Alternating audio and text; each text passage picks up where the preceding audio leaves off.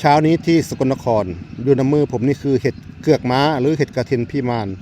ผมได้มาแต่ต่างประเทศเลยพี่น้องเด้อเห็ดก้อนนี่ผมได้มาแต่ฝรั่งเศสน้องสาวเพิ่นเอามาฝากสรรพคุณทางยาเพิ่นกะคือกันกับเห็ดกระเทียนพี่มานบ้านเฮานี่แหละพี่น้อง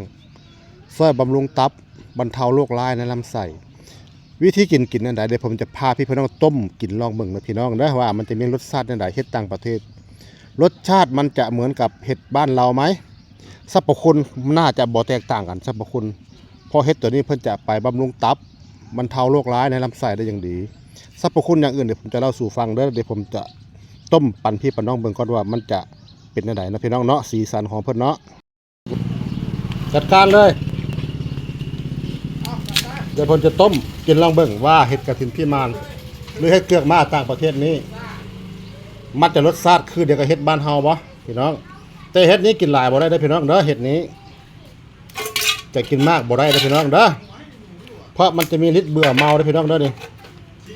ถ้าเพิ่นเอาดองเหล้าหรือเพิ่นต้มกินบางคนก็เอาแค่สักนี้ก็ได้พี่น้องนี่เอาแค่นี้พี่น้องเอ้ยต้นไม้ของบ้านเพิ่นมันจะเกิดคือกับต้นไม้บ้านเฮาบ่คือพี่น้องเอ้ยเดี๋ยวผมจะต้มแค่นี้ลองดูเพื่อมันจะมีรสชาติคือกับเห็ดบ้านเฮาบ่น้องว่าเราจะกินเหมือนรสชาติเหมือนเห็ดบ้านเราไหมเห็ดต่างประเทศนะได้ที่เลยพี่น้องเดือดแล้วโอ้สีงามนี่พี่น้องเอ้ยปิดแก๊สป้ายยกไปเลย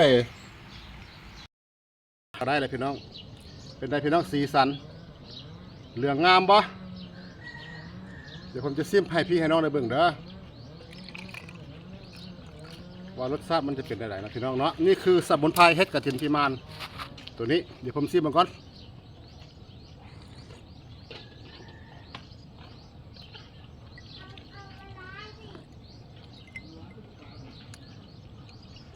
รสชาติจืดๆพี่น้อง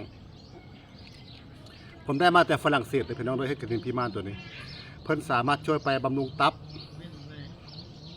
บรรเทาโรคร้ายตับแข็งตับอักเสบโรคร้ายในเต้านมในปากมดลูกในช่องคลอดต่างๆในร่างกายเฮาพี่น้องเพิ่นยังสามารถช่วยไปบรรเทาอาการพวกภูมิแพ้ใครเป็นภูมิแพ้ความดันปวดเมื่อยตามร่างกายให้ท่านหาต้มอยู่ต้มกินนะพี่น้องเด้อ